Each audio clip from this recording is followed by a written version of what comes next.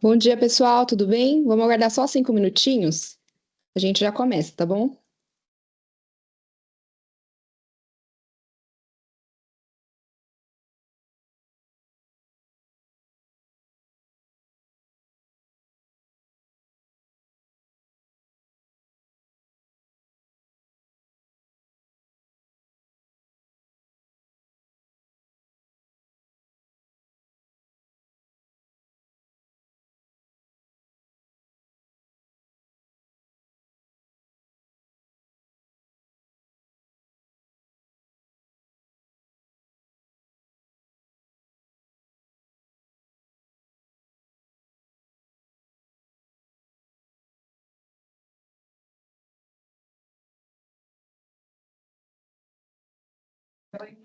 Pessoal, só mais 5 minutinhos e a gente já começa. Eu tô vendo que o Juan da CNA tá aí. Tudo bem, doutor Juan?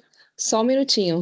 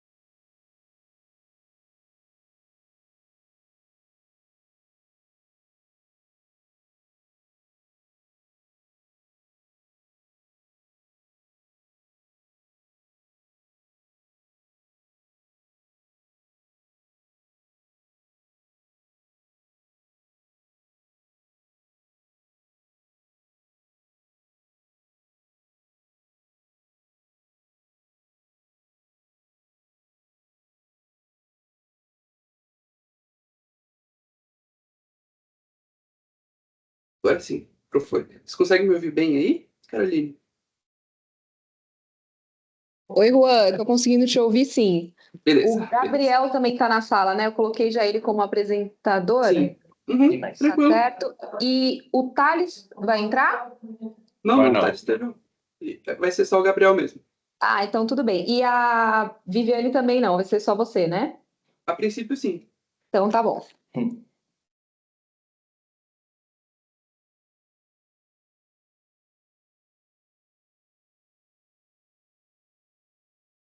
Ela acabou de entrar aí, a Viviane.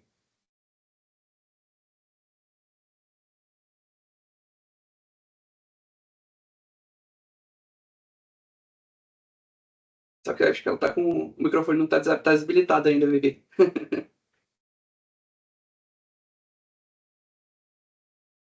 Aí, agora é só desmutar.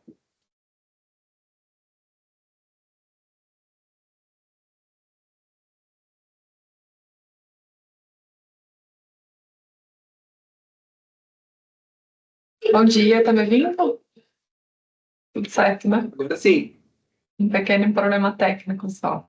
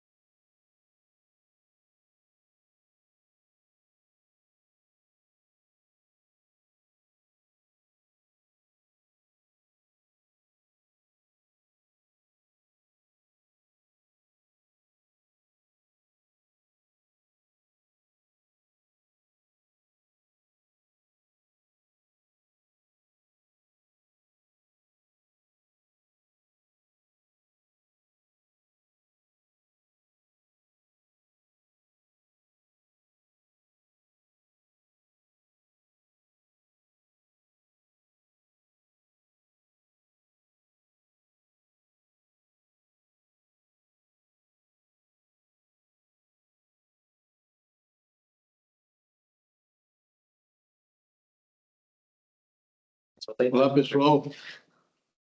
Bom dia.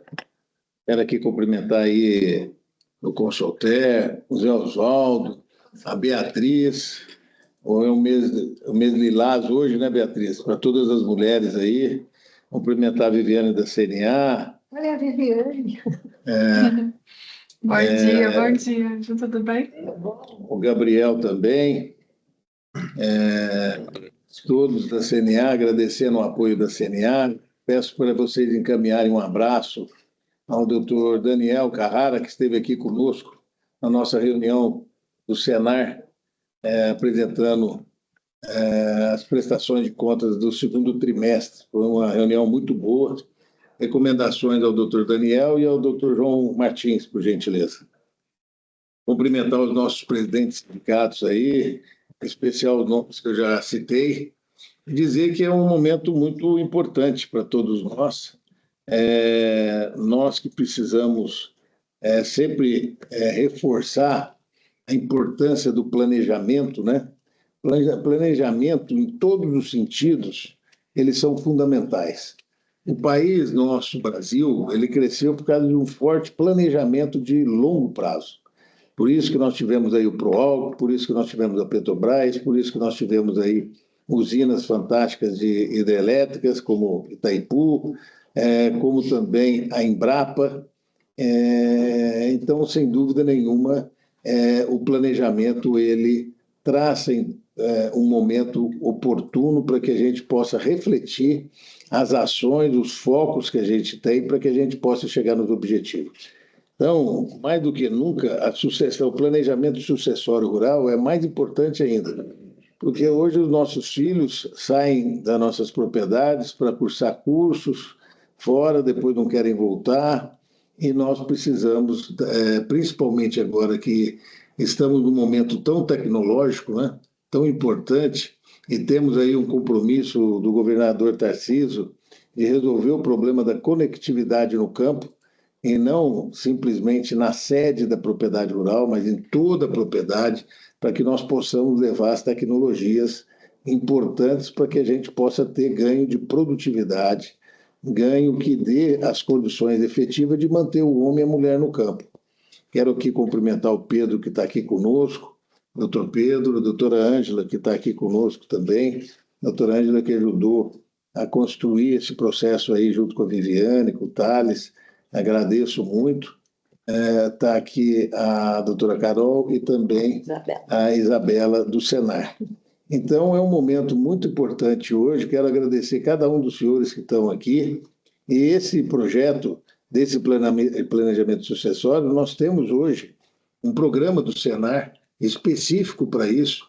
Então, é importante vocês, líderes regionais, vocês que têm uma penetração muito grande, para que a gente possa estar levando esses cursos para os nossos produtores, para os filhos dos produtores, para que eles possam ter uma visão ampla e oportuna. Como vocês podem ver, eu acredito que ocorrerá muitas mudanças ainda no contexto geopolítico, né?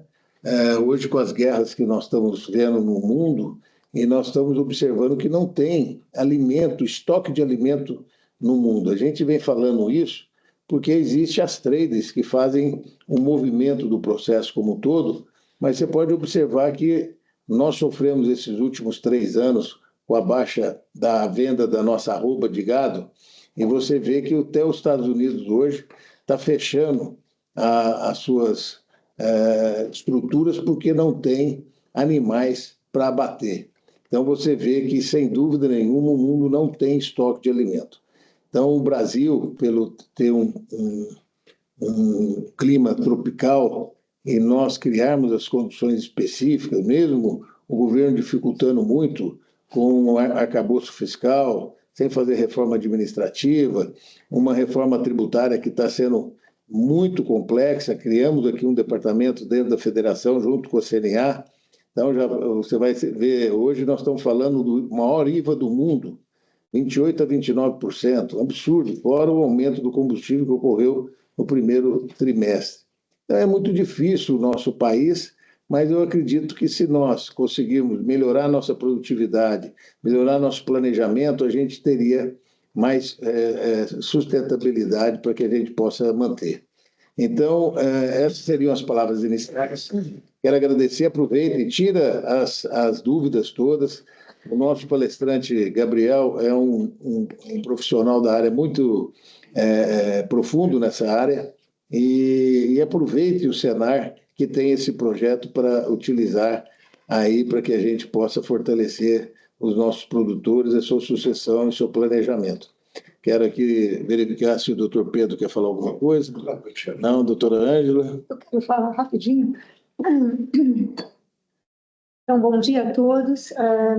Agradecer especialmente a CNA, Viviane, Gabriel, Juan, Thales, por prestar para nós essas informações tão importantes. Agradecer sempre a FAESP, né, de querer se adiantar para poder subsidiar os sindicatos, fortalecendo, né, de fato, a atividade rural.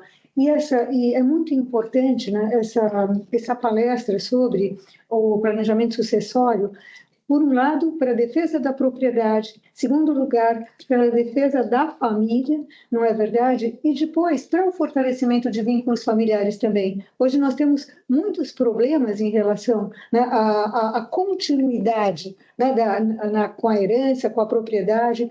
Isso se pode fazer de forma pacífica, de forma planejada, e ao mesmo tempo, hoje nós estamos saindo agora de um evento com relação ao agosto de Lilás, sobre a mulher, e é uma preocupação da FAESP também, né, que o planejamento sucessório possa proteger a mulher nos seus direitos também, não é? Então, aqui nós temos 3 valores humanos muito importantes, né? A propriedade, a família, a mulher, e, ao mesmo tempo, a paz, né? Porque isso se pode dar com antecedência, com preparação, né? E garantindo, né, de fato, o fortalecimento da continuidade do negócio, né, na agricultura familiar e, assim, em qualquer produtividade.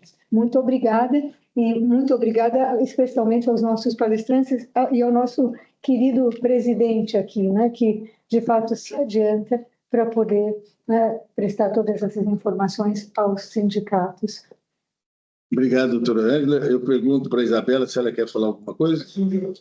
Posso dar bom dia a todos. Então, agradeço ao doutor Tirso pela oportunidade.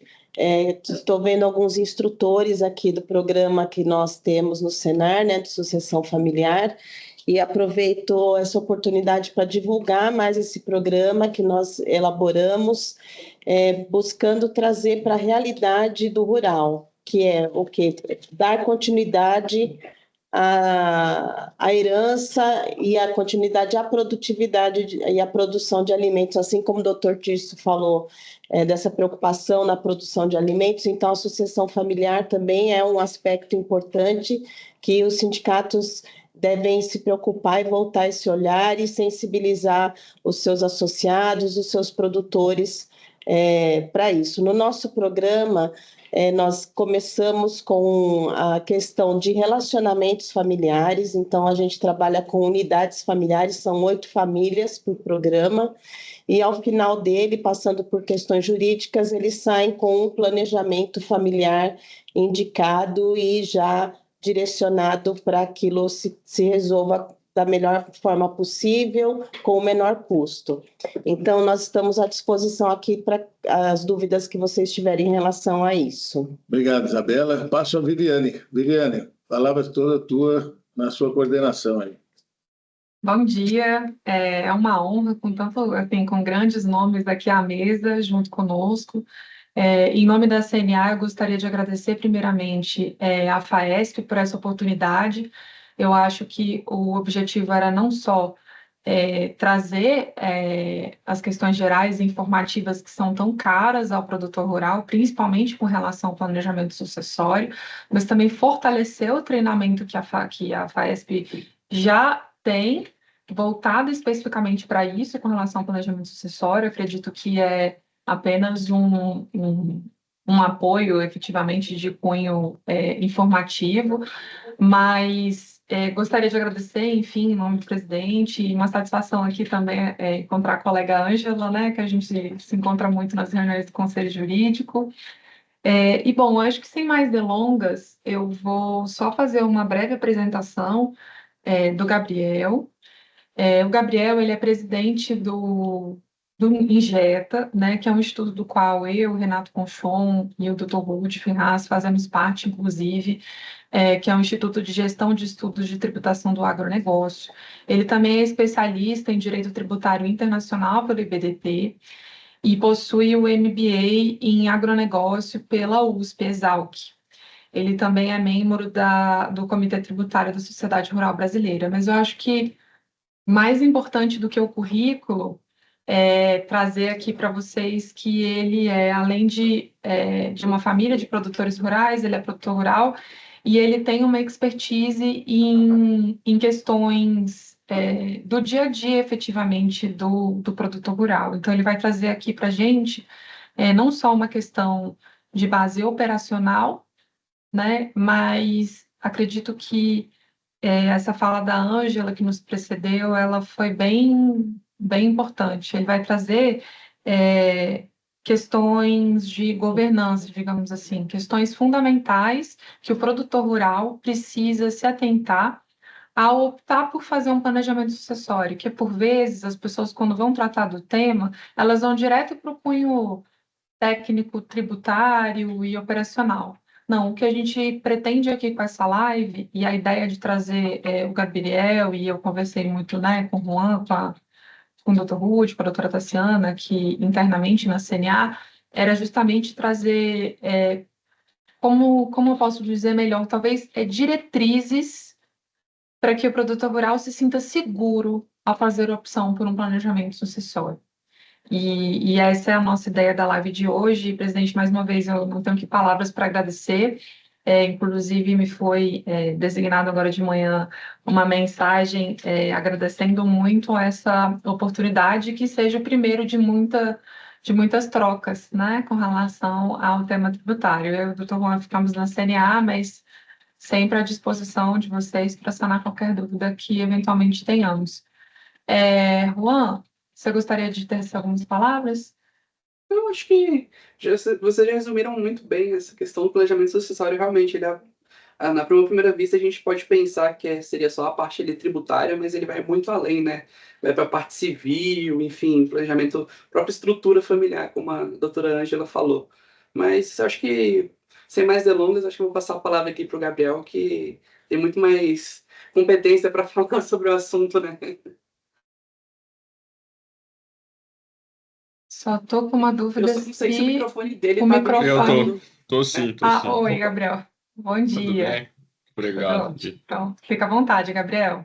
Obrigado, presidente, pela oportunidade. Obrigado, CNA. Eu sou, apesar do sotaque de Minas, eu sou quase paulista. Eu moro aqui no estado de São Paulo desde 2006. Então, eu gosto muito desse estado, que é um estado que é a locomotiva do país, né? 33% do PIB nacional vem do estado de São Paulo. Então, apesar de ter raízes mineiras, sotaque mineiro, eu gosto muito do estado de São Paulo. É um estado muito acolhedor, que gera bastante oportunidade para todos do país. Gostaria de agradecer essa oportunidade. Vamos lá, deixa eu compartilhar aqui a minha apresentação.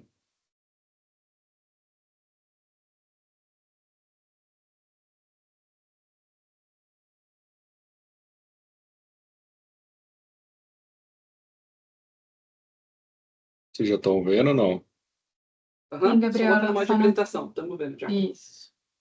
Tá vendo? Espera aí, eu vou botar no modo de apresentação. Melhorou? Boa. Certinho. Tá. Se não tiver passando o slide, teve uma apresentação que a gente fez em outra federação que não estava passando. Por favor, me avisem, porque infelizmente eu não consigo ver todo mundo na hora que eu compartilho a apresentação. Vamos lá, a Vivi já fez aí a introdução, é um pouquinho aí do meu currículo, de Uberaba, formei aqui em São Paulo, Mackenzie, é, sou muito ligado ao setor, como a Viviane falou, é, participo também do Comitê Rural aqui da Sociedade Rural Brasileira. É, a gente fundou lá em 2020 o Injeta, que era Jeta, né, que era só um grupo de WhatsApp, que eu mandei a apresentação aí para vocês, quem quiser dar uma olhada. É, que é um grupo que foi fundado para fazer lobby técnico contrário à PEC 45. E desde já parabenizo a CNA pela atuação durante a negociação da PEC 45. Com certeza foi uma das entidades que mais e melhor atuou na defesa do produtor rural. Então, na pessoa aí da Viviane, eu parabenizo todo mundo da CNA, que lutou muito para a PEC 45 vir um pouco melhor, se é que podemos dizer assim, para o agronegócio. Currículo do Thales, que infelizmente não pôde comparecer. O Thales mora em Brasília. Eu sempre gosto de começar a apresentação de planejamento patrimonial sobre a importância do agronegócio no país. O agronegócio hoje ele é responsável por mais ou menos 22% do PIB, já foi um pouquinho mais. Um dado importante, 98% da atividade agropecuária é exercida na pessoa física, isso mais para frente eu vou explicar qual é o motivo. A geração de empregos no país, 1 de cada 3 trabalhadores trabalha no setor. A pandemia é sempre bom ressaltar que o setor segurou a economia, foi o único que teve crescimento. Hoje o Brasil ele é um dos maiores players no agronegócio. 22% da carne bovina mundial é nosso. O maior rebanho comercial do planeta é do Brasil. O maior rebanho sem ser comercial do planeta é da Índia, mas o comercial é nosso. 38% do mercado mundial de frango é do Brasil. A gente lidera o café em 27%. 60% do café mundial da Starbucks, aquela rede de café americana, 60% é brasileiro. O suco de laranja disparado, a gente é o que mais produz, 76% do mercado mundial. No último ano eu estava lá nos Estados Unidos, todas as garrafinhas de suco de laranja tinha a bandeirinha do Brasil. Soja a gente tem 51% do mercado mundial e açúcar 36%. Eu gosto de falar, a gente é a locomotiva do país e o agro ele precisa ser respeitado e é uma coisa que ultimamente o nosso setor anda sendo infelizmente muito atacado. Então vamos lá. Por que fazer um planejamento familiar? Primeiro, porque cada família tem suas características, objetivos, pontos positivos, negativos. Um outro ponto que eu ando vendo bastante aí nas redes sociais, não existe receita de bolo para um planejamento patrimonial. Cada família é uma família, cada família tem seus problemas, então não tem uma receita de prateleira. Outro ponto também interessante que a gente anda vendo bastante a holding é sempre uma solução para o planejamento patrimonial? Não, ela só é um dos instrumentos. A holding sozinha, ela não resolve absolutamente nada, e esse é um ponto que eu vou diferir das outras, normalmente, palestras que tem sobre planejamento patrimonial. O planejamento ele é um conjunto de medidas que devem ser analisadas e aplicadas caso a caso. Por que fazer um planejamento patrimonial? Ele mitiga conflitos na sucessão, como bem pontuaram antes de mim. Ele mitiga risco tributário, ele mitiga risco ambiental, ele coloca a governança na gestão do negócio, ele profissionaliza o negócio, ele dá um acesso mais facilitado ao mercado de capitais, porque hoje apenas 25% ou 30% do financiamento que o setor precisa vem de banco estatal com subsídio governamental. Então, assim, 2/3 que a gente precisa, mais ou menos, para rodar as safras no Brasil e o mercado agropecuário ele precisa de financiamento que não vem dos entes públicos. Ele pode gerar uma economia tributária na sucessão. Um ponto aí que todo mundo anda falando, que é sobre o ITCMD, tiveram regras aí de alteração do ITCMD na PEC 45, agora ele vai ser progressivo.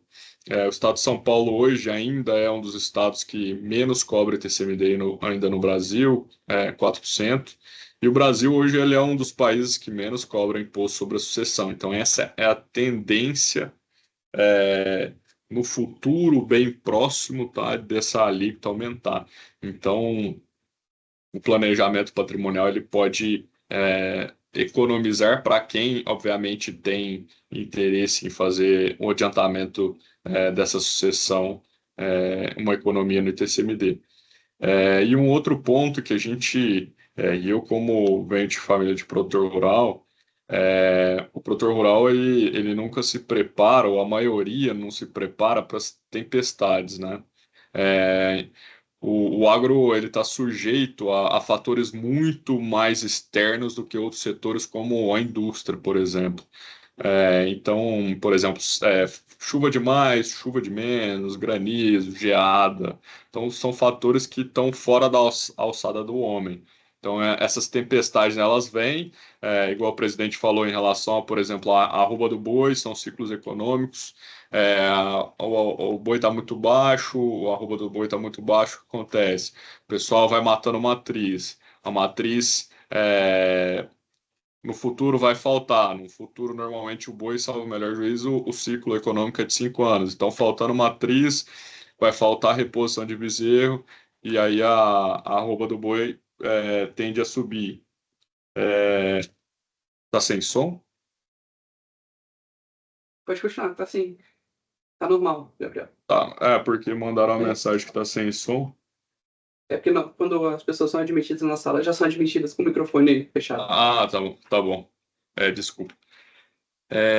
Então, o planejamento patrimonial ele tem como um dos objetivos aí a perpetuação do patrimônio da família.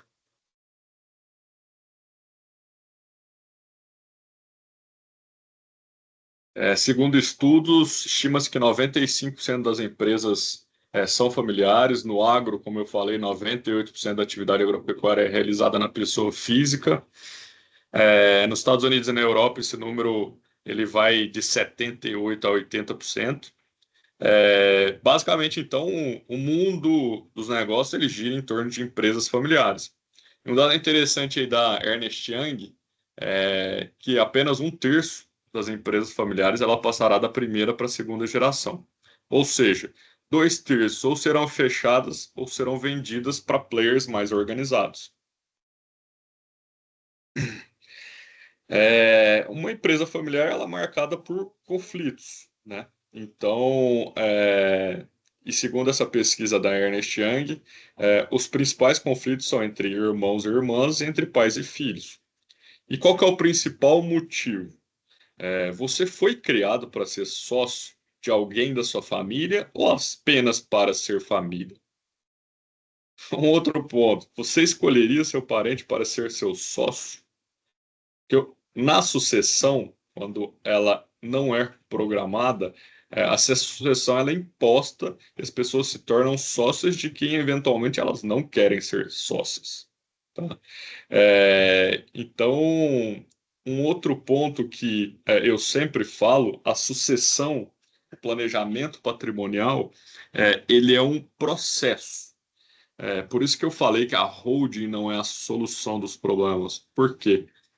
Porque sendo a sucessão um processo, não é porque eu montei uma empresa que estaria resolvido os problemas.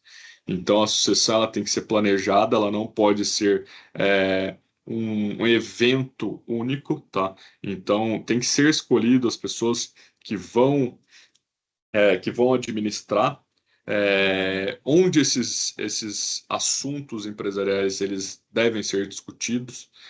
Por exemplo, no churrasco de domingo ou numa reunião familiar em casa, não seria um lugar ideal para se discutir problemas ou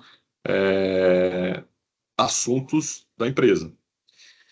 E aí um ponto, eu vi até que tem bastante advogado aqui, um ponto muito interessante, que é planejar é mais barato do que brigar. Normalmente, o planejamento, a consultoria jurídica, ela é vista em muitos casos como custo. Mas é muito mais barato fazer um planejamento, fazer um projeto de consultoria do que brigar. No litígio, principalmente no judicial, a única parte, ou as únicas partes que ficam felizes são os advogados das partes, porque eles são as únicas partes que vão ganhar dinheiro. No litígio, sempre quem está litigando vai perder bastante dinheiro. Então, assim, é aconselhável sempre fazer um trabalho de consultoria de planejamento patrimonial.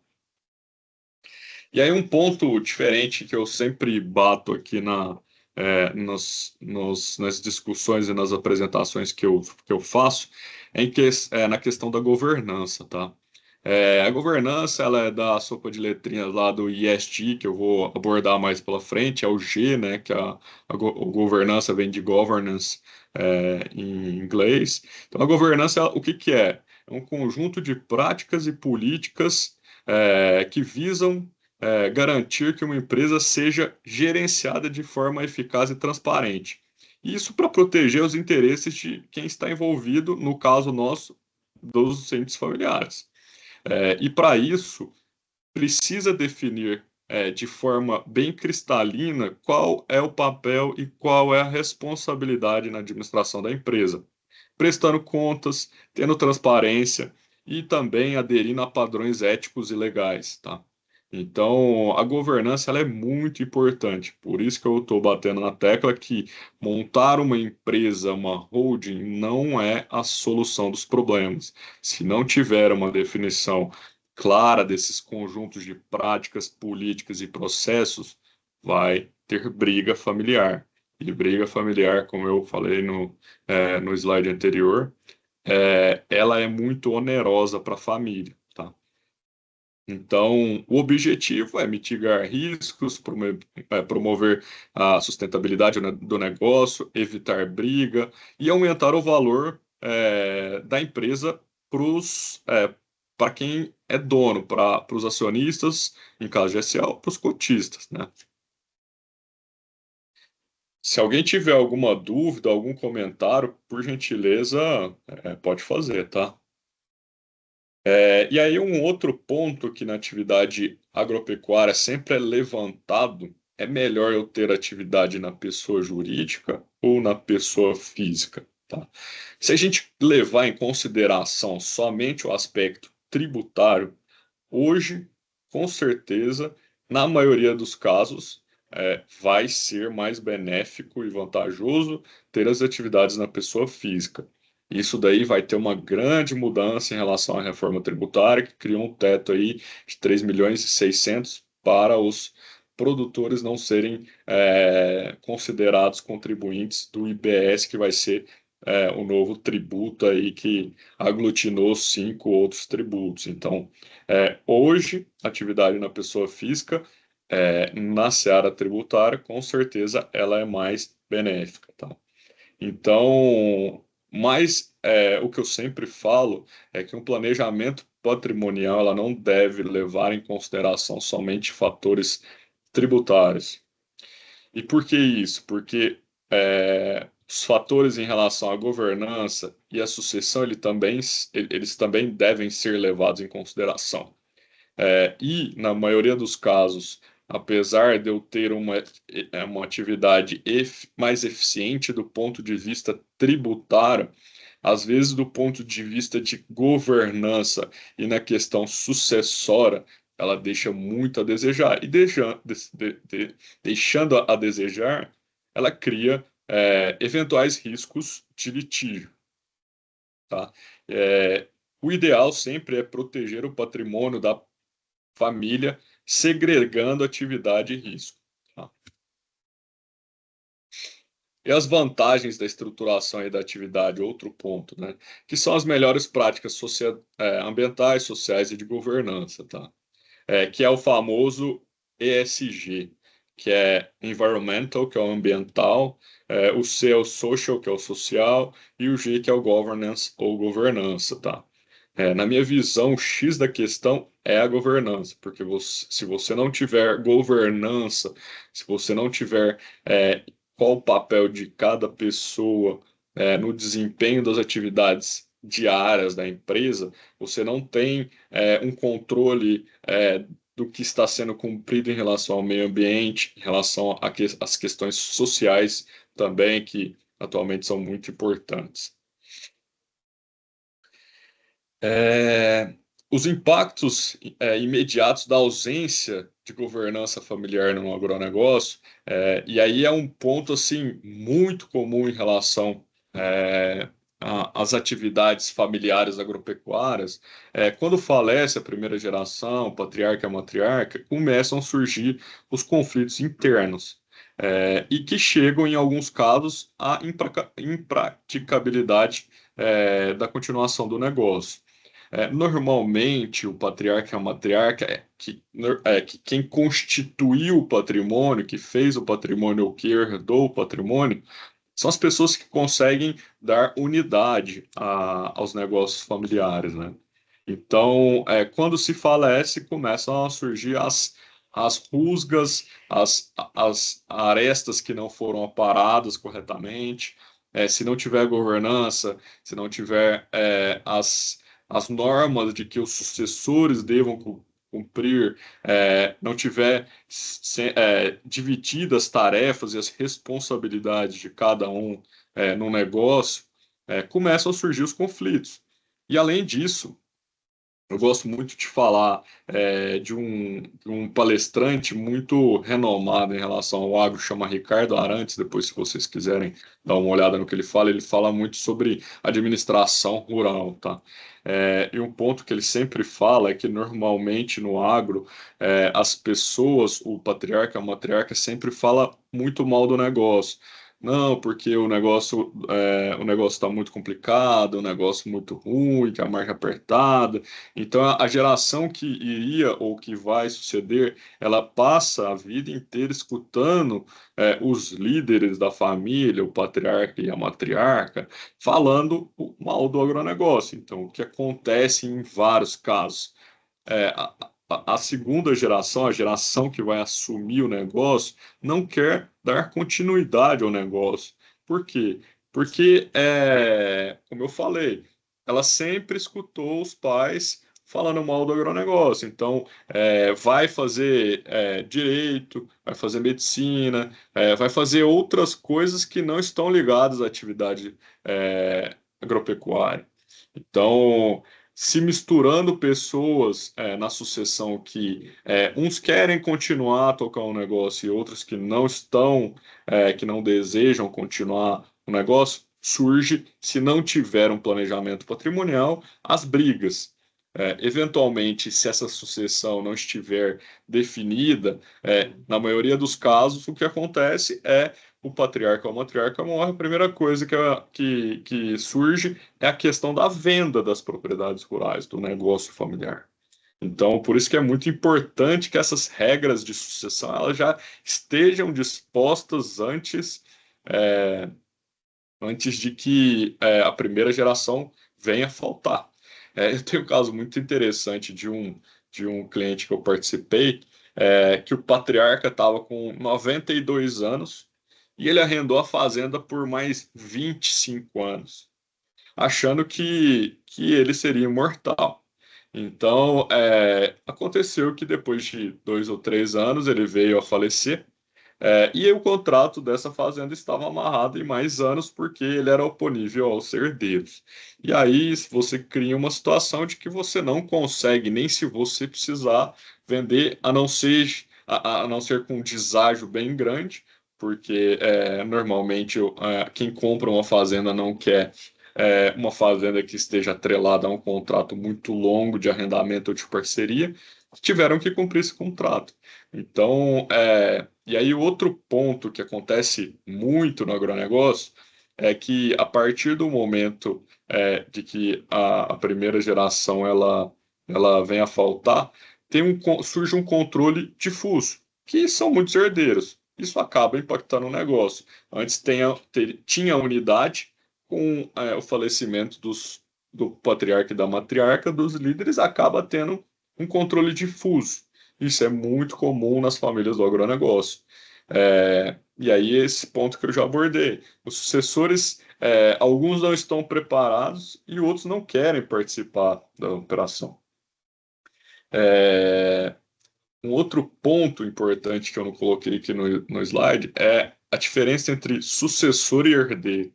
Herdeiro é aquele que tem direito aquele patrimônio, e sucessor é aquele que tem direito ao patrimônio e que ele tem capacidade técnica de tocar o negócio.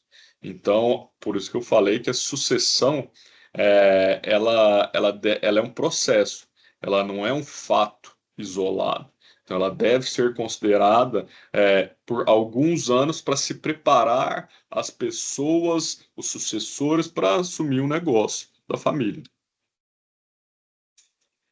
E o ponto da segregação do patrimônio da empresa e da família é que, normalmente, o que se vê antes de planejamento é que existe uma confusão patrimonial. O que é da empresa, o que é da família. Em alguns casos de produtores que têm atividade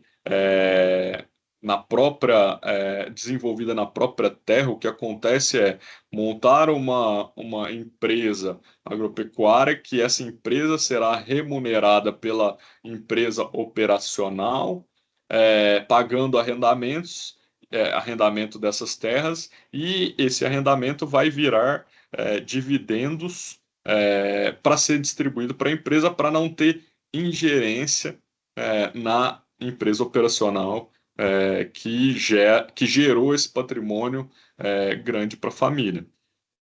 E outro ponto é a limitação da responsabilidade das pessoas, o que cada um tem direito e o que tem de responsabilidade a fazer. Um ponto importante é alinhar o interesse da família com estratégias do negócio, porque não adianta nada a estratégia da família estar desalinhada, dos sócios estarem desalinhados com o que a empresa precisa. E quanto maior a governança, maior a atratividade para investimentos externos e captação de recursos. O que é isso? Fica muito mais fácil captar dinheiro sem ser via créditos subsidiados, que é como eu falei, apenas 2/3 do que o agro precisa hoje, ele vem de empréstimos subsidiados. Então, um ponto importante é quanto maior a governança do grupo familiar, maior é a atratividade para a captação de recursos. E aí, Gabriel, todo mundo pergunta, e aí, Gabriel, mas para fazer um planejamento patrimonial eu preciso ser um mega produtor? Não, são regras simples que a gente pode fazer, tanto colocando disposições no contrato social quanto em um protocolo familiar. Então, são regrinhas, por exemplo, orientar os sucessores a casar com separação de bens, para que as pessoas de fora do círculo, do âmbito familiar, não venham a se tornar sócios do grupo familiar, que também é um ponto bem de atenção, que normalmente pessoas de fora da família que não têm vínculo de sangue com a família, normalmente as brigas surgem dessas pessoas. Então é bem importante a orientação, inclusive da geração que vem e que é mais nova, orientando de como deve ser feita essa estrutura patrimonial. Uma outra possibilidade aí, normalmente para grupos maiores, que é o FIAGRO, Fundo de Investimento Imobiliário, um FIDIC, um Fundo de Investimento de Participação. Um outro ponto em relação à governança, que todo mundo pergunta: existe a necessidade da entrega da gestão para terceiros? Não, não existe. O que tem que ser feito é a profissionalização da gestão da empresa. Tá? Então, é adotar política e prática de administração, e que as pessoas que estejam à frente do negócio elas sejam capazes de gerar resultado. Por exemplo, normalmente, tem um caso que a gente teve, que eu participei, um grupo muito grande de café. Uma das herdeiras, ela não era formada em nada em relação a agro, não fez curso, ela sempre foi da área da saúde, e ela estava desempenhando o papel de diretora financeira do grupo. Não tem problema nenhum, porque ela correu atrás, antes de assumir a posição, apesar dela ter atuado na área da saúde, ela correu atrás de capacitação para administrar o financeiro da empresa. Ela fez um MBA, ela fez um curso de contabilidade. Então, essa capacitação ela é muito importante. Então, não há uma necessidade de entregar a gestão para terceiros, mas a necessidade é de profissionalização. E aí, um ponto bem importante quando se tem governança familiar é em caso de venda ou alienação de parte ou de todo o negócio, com certeza a operação ela fica mais atrativa quando o negócio ele é bem estruturado e tem governança. Então, os sócios eles vão ganhar muito mais dinheiro, o ativo ele fica mais valorizado se tiverem essas regras de compliance, de governança dentro da estrutura familiar. É um ponto que eu sempre abordo. Todo mundo fala de planejamento patrimonial, tem muito de blindagem patrimonial, blindagem. Nos dias atuais, e aí como no papel de advogado, é muito difícil, com o judiciário que a gente tem atualmente, de se ter uma blindagem, entre aspas, patrimonial. A única blindagem que funciona, isso para pessoas que tiverem uma condição um pouco melhor, que é a alocação de recursos fora do Brasil. Porque o que eu vejo muito, e aí é um ponto que eu venho colocando muito nas minhas palestras, é que o produtor rural ele é muito imobilizado. Ele sobrou um dinheiro que ele faz e comprou um pedaço de terra. Sobrou outro dinheiro que ele faz, terra ou maquinário. E aí sempre nesse ciclo de imobilização de capital. E é o que eu falei lá no começo. Às vezes, vem as tempestades e precisa-se de liquidez para bancar esses períodos nebulosos. Então, essa alocação de dinheiro fora do Brasil, ela serve muito para proteger o produtor nessas fases nebulosas. Porque no exterior você tem uma blindagem 100%, porque um juiz brasileiro ele não consegue até atingir, mas vai demorar muito, que por carta rogatória, né? Então você tem um período aí para você passar a tempestade se ela vier. Essa liquidez que o produtor pode precisar, ela é importante. Em relação também a fugir de risco político e econômico que o Brasil anda vivendo, né? Então, hoje eu trabalho numa consultoria americana que a gente monta, uma das atividades é montar e administrar estruturas no exterior. Então, a gente está vendo um movimento muito grande de pessoas de todos os tamanhos, tá? Não precisa ser só os mega, mas que estão alocando dinheiro no exterior. Então, se você quer blindar o patrimonial, coloque dinheiro no exterior. E isso não precisa ser só via estrutura, tá? Montar uma offshore, mas mesmo mandar um dinheiro lá fora na pessoa física. Hoje, o mundo ele facilitou muito a entrada de pessoas no exterior. em relação a envio de dinheiro. Hoje você tem pelo Itaú, Bradesco, Banco do Brasil, Avenue, XP, BTG, Santander. Então, você tem um acesso muito mais fácil do que era. Só tem que tomar um pouco de cuidado em relação a se o valor for muito elevado, por exemplo, nos Estados Unidos, se for acima de 60 mil dólares, acima de 60 mil dólares incide, se você estiver investindo em ações, ou que eles falam de ativo de raiz americana, vai incidir um ITCMD, que chama Federal State Tax, de 18% a 40%. Mas é sempre muito interessante colocar uma parte lá fora para ter liquidez em tempos de tempestade, tá? Esses são os pontos positivos de investir no exterior, tá? Então, que eu já falei. Aqui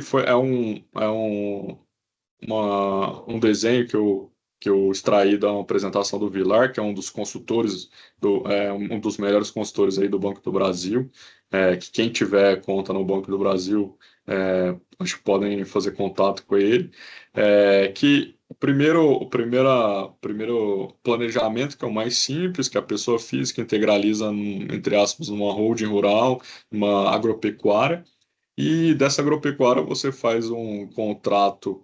Normalmente as pessoas fazem de parceria ou de comodato. Eu não gosto muito de comodato, nem o de parceria. Eu prefiro o arrendamento, porque pode haver questionamento da Receita Federal, mas esse é o planejamento mais simples que a gente vê aí. O segundo é uma estrutura empresarial rural mais complexa, normalmente pessoas que têm mais patrimônio, que é uma holding patrimonial, uma empresa patrimonial que detém ativos como carro, imóveis. A segunda, esse é um caso verídico. Tem uma agropecuária de reflorestamento, a outra de agricultura e a outra de pecuária. Isso na linha de que segregar linhas de negócio, segregar riscos, protege mais o produtor rural. Mas é o que eu falei antes. A blindagem no Brasil, infelizmente, ela não ocorre 100%. E aqui é de uma família muito mais parruda, então o planejamento ele pode ser muito mais complexo, só montar uma estrutura offshore.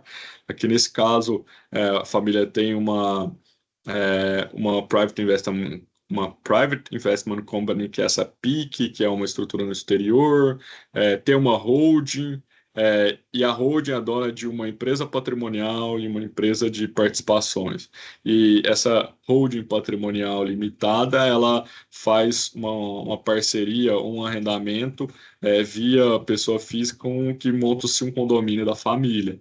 E aí a participação, ela tem, nesse caso, uma distribuidora de produtos agropecuários, tem uma empresa de semente, e um outro ponto que esses novos negócios aí, por exemplo, atividade imobiliária. Por quê? Porque a propriedade rural, ela vai sendo esmagada ou invadida pela cidade. Então, principalmente os produtores que têm fazenda perto do perímetro urbano, com a expansão das cidades, o produtor rural ele acaba virando um empresário urbano. Ele vai lotear, ele vai fazer um condomínio, então acaba virando um empreendimento imobiliário da fazenda do produtor rural. Aqui está o e-mail nosso. Tá o site também. A gente já fez vários webinars aí desde que a gente montou o Injeta. A Viviane e o Renato Conchon tiveram uma participação muito efetiva aí nos nossos eventos.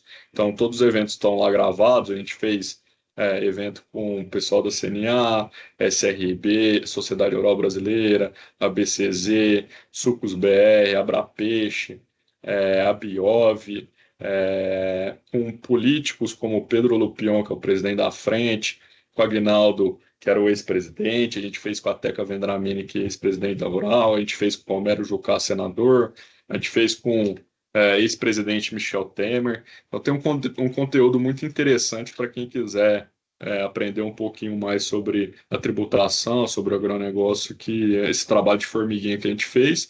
E a gente também tem 3 livros aí que a Viviane nos ajudou, e um deles foi até patrocinado integralmente aí pela Confederação, num evento muito legal que a gente teve a oportunidade de participar. Mas é isso, agora eu estou disponível para perguntas. Muito obrigado pela oportunidade. Eu acho que já tem até algumas perguntas aqui no chat. Muito bom. Vamos lá. Parabéns, Gabriel. Muito bom, muito bom. Né? Obrigado. Já tem perguntas aí, não? A Maria Altina, ela escreveu.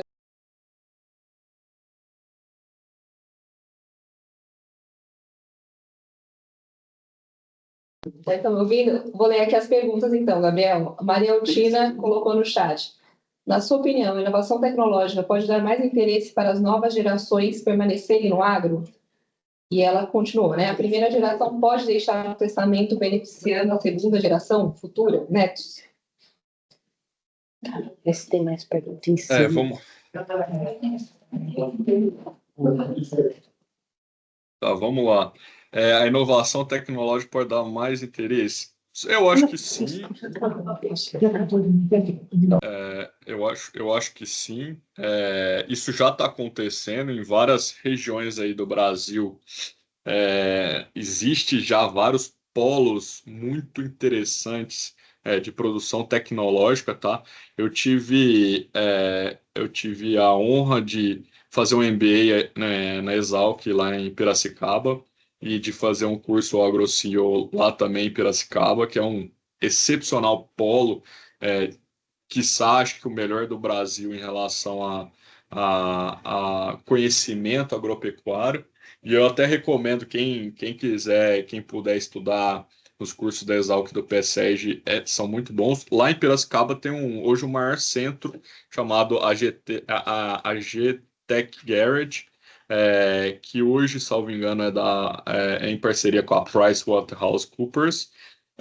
E tem vários outros espalhados pelo Brasil. Tem o Hot Milk no Paraná, tem um em Uberaba muito grande, que é o Zebu Valley, na minha cidade. Tem um em Uberlândia, que é grande, que eu esqueci o nome. Então, hoje a tecnologia ela movimenta muito o agro.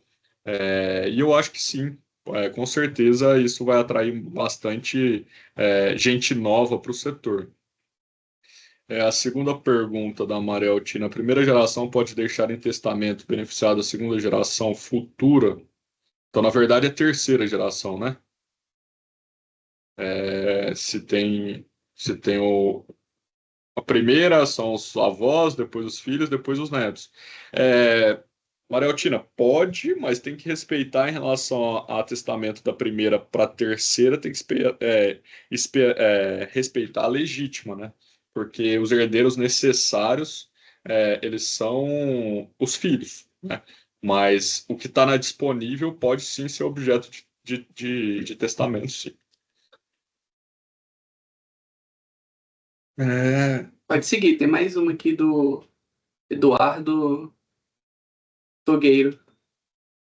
Ele falou sobre o material. Depois que a gente fazer material. a série de lives, a gente vai. Uhum. Qual a sua Eduardo sugestão? Pierre, na verdade, isso. Pierre. Qual a sua sugestão no caso de hold familiar em que somente um dos filhos tem capacidade de gestão? Como qualificar os herdeiros e a respectiva renda de cada um? Essa é bem em relação a como qualificar a pergunta do milhão aí, né? Eu acho que é fazendo cursos na área, né? Se preparando, levando os herdeiros, os sucessores, né? Não os herdeiros, quem tem interesse na atividade agropecuária,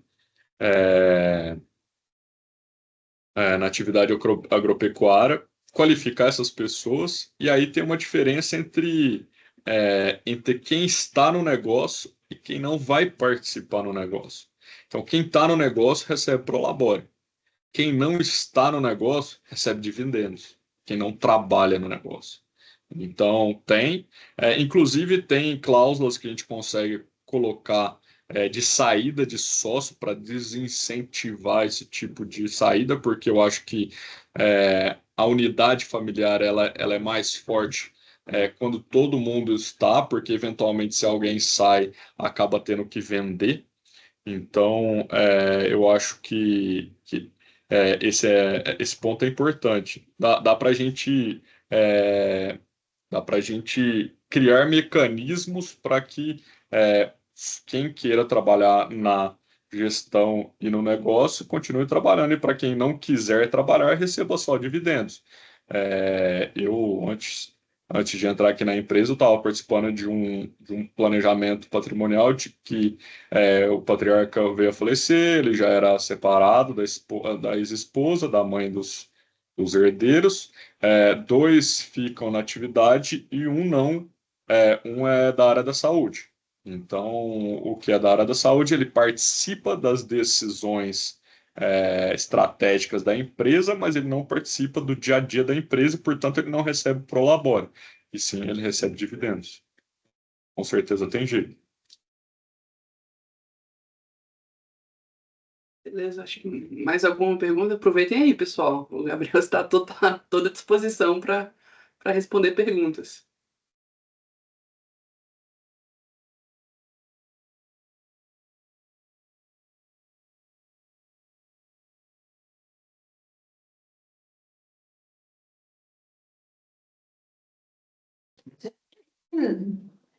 Bom, acho que a gente já está chegando né, ao final, e eu queria agradecer muito, Gabriel, muito elucidativo, né? Todo mundo já está pedindo material aí para disponibilizar, né? Já tem várias petições aí, né? E queria agradecer a CNA, né, por nos proporcionar essa palestra. E eu fiquei com uma dúvida, porque talvez tu possa, eu entendo porque eu já vi isso também em outras questões, como advogado, né? Pessoas que querem deixar, só para o Gabriel poder explicar melhor, às vezes tem proprietários que eles pensam, eles querem colocar assim, minha filha está casada, então na geração futura, né, eu quero deixar também essa parte disponível para os possíveis netos, não é? É isso que eu tenho a impressão que a questão dela é essa, porque eles querem que continue a propriedade. Então, se tu quiser restringir, só para explicar um pouquinho como que se procede no direito nesse sentido, eu deixo para ti responder. Dá para entender? Porque eu já vi questões assim também que me chegaram, né? E eu tenho a impressão que a pergunta dela está escrito futuro, né? Futuro, uma geração futura, que talvez não exista hoje, mas fica encaminhado para possíveis filhos. O que eu já vi muito para tentar perpetuar o patrimônio seria essas cláusulas de saída de sócios. Ah, você quer sair da sociedade? Então tá bom, então a gente vai te pagar em 15 anos. Isso desincentiva quem quer sair da empresa. Então, eu acho que pode ser em relação a esses acordos, ou mesmo no contrato social, você colocar que eventual sócio ele saia da sociedade com um pagamento alongado. Porque se a pessoa vai receber com um prazo muito grande, normalmente isso desincentiva, doutora. Pelo menos o que eu vejo aí na prática é isso. Em relação.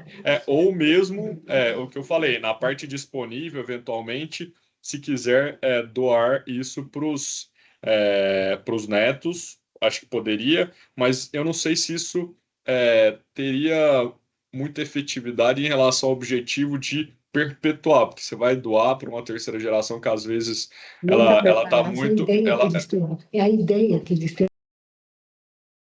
Às vezes Pode falar, doutora, desculpa. Não, é que às vezes é a ideia que Isso.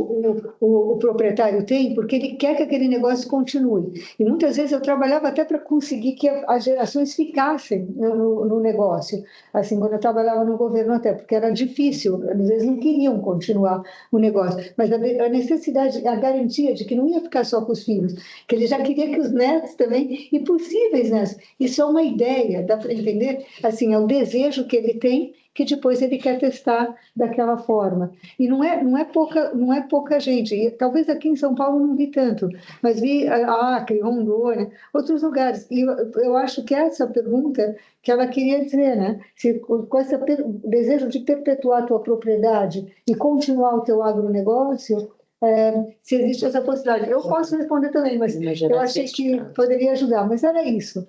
Né? Um outro ponto que eu até comentei durante a apresentação é o produtor parar de falar mal do negócio, né? Porque isso é muito comum.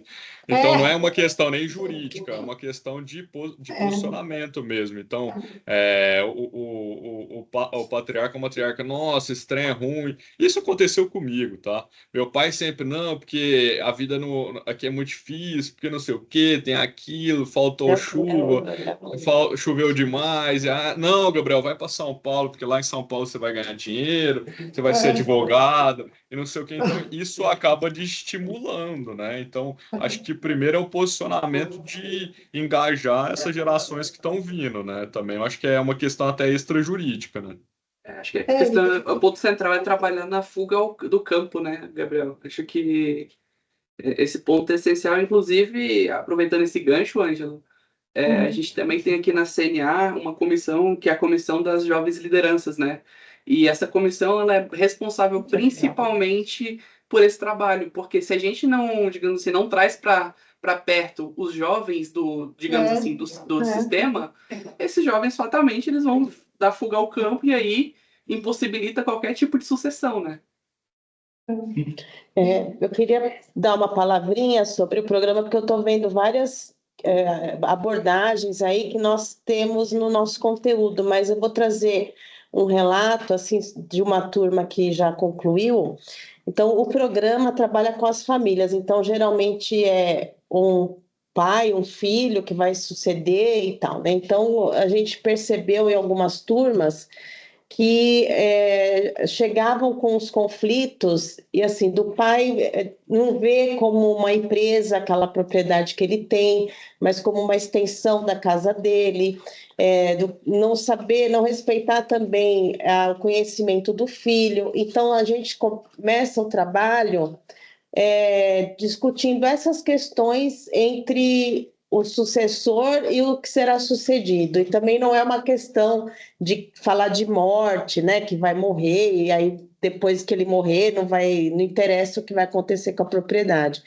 Mas a gente percebeu que esse trabalho inicial é muito importante até para quem vai receber essa herança procurar capacitação, estar mais junto com os pais no dia a dia dessa propriedade, ter interesse e o pai também se abrir às sugestões dos filhos, né? Então, isso tudo antes de falar de todas as questões jurídicas que vocês apresentaram aí, né? Para até saber qual que é a melhor. E no final, a gente também tem a consultoria, onde eles vão decidir qual é a melhor forma de sucessão. Se vai ser uma holding, se vai ser testamento, se vai doar em vida, mas trabalhamos também essa continuidade da empresa, né? Da empresa rural que vai se desenvolver, tendo novas oportunidades de venda e de atuação no mercado. Então, eu estou vendo alguns sindicatos perguntando muita coisa. Nós temos esse programa, gente. Procurem programar essa atividade para o ano que vem, sensibilizar os seus produtores para se abrirem a essa questão, que é uma questão que é doída, porém é mais doído se não se falar em vida sobre isso, né? Então, é isso que eu queria deixar aqui de recado para vocês. Excelente palestra, Gabriel, muito boa. Acho que enriqueceu muito o nosso conhecimento. Obrigado pela oportunidade. Muito bom. E olha, só para aproveitar os dois ganchos aí do Rua também, eu acho que uma das ideias que nós temos, até com essa escola de São Roque agora, né, que nós estamos formando, é que esse desejo de inovação e de conhecimento tecnológico animem também os jovens a continuar, porque isso que o Gabriel falou, eu vi muito enquanto eu estava no governo também, eu trabalhando com a ministra Tereza Cristina em fortalecimento de vínculos familiares, que era isso, eles não queriam continuar porque falavam, nossa, o que que é? Eu quero, como se fala, eu quero ganhar dinheiro, ser advogado, sei lá o quê, e não viam a perspectiva de inovação no campo. Então, houve uma pergunta nesse sentido, eu acho que é um desejo que nós temos também aqui na FAESP, através dessa formação em agronegócio, né, com as universidades, mesmo o próprio CNA está fazendo isso, e essa parte tecnológica também, para criar esse desejo e dar continuidade. E a Tamires colocou uma resposta também interessante ali, que é uma das coisas que eu também ia sugerir, essa parte da doação, né? Que tu pode doar com cláusula, né? De inalienabilidade, né? Que é um caminho para preservar a propriedade, né? A continuidade da propriedade fora da legítima, né? Não sei, é uma ideia, só porque eu fiquei com essa questão, nossa, pode dizer, acabar. Tá bom. Olha, mas eu agradeço, muito bom o debate aqui também. Tem mais perguntas? Acho que vocês colocaram, que é maravilhoso já deixar os contatos aí. Nós queremos essa apresentação maravilhosa também para entregar aos outros sindicatos que não puderam estar. Agradecendo a pessoa do Consulter, eu vou abraçar todos os nossos sindicatos aí que estão conosco, né? Uma alegria, né? Poder ver o quanto vocês aproveitam também de toda essa formação que a CNA sempre nos proporciona, né?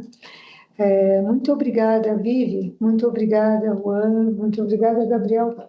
Parabéns, parabéns, viu? Obrigado. Ângela, Agradeço muito a Ângela, oportunidade. perdão, Gabriel. Ângela, muito obrigada pela oportunidade. Eu acho que é muito do que a gente vem conversando no Conselho Jurídico, né, para a gente trazer e pulverizar todo esse conhecimento que a gente tem, né, e trazendo, agregando sempre grandes especialistas e que trazem a linguagem do produtor rural, que é isso que a gente precisa, né, e transpõe essa tecnicidade toda para o nosso dia a dia. Gabriel, obrigada mais uma vez. Gabriel é meu amigo pessoal, muito querido e um excelente técnico. Não poderia ser diferente. Obrigada, gente. Um ótimo dia para todos. Gabriel, passo a palavra a você.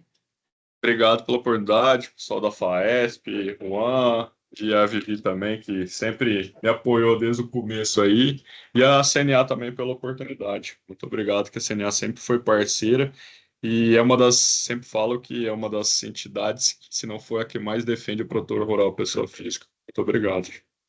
Muito bom, muito bom. Obrigada, Parabéns. pessoal. Boa tarde Obrigada. a todos. Parabéns. Obrigadíssima. Tchau, tchau. Ótimo dia.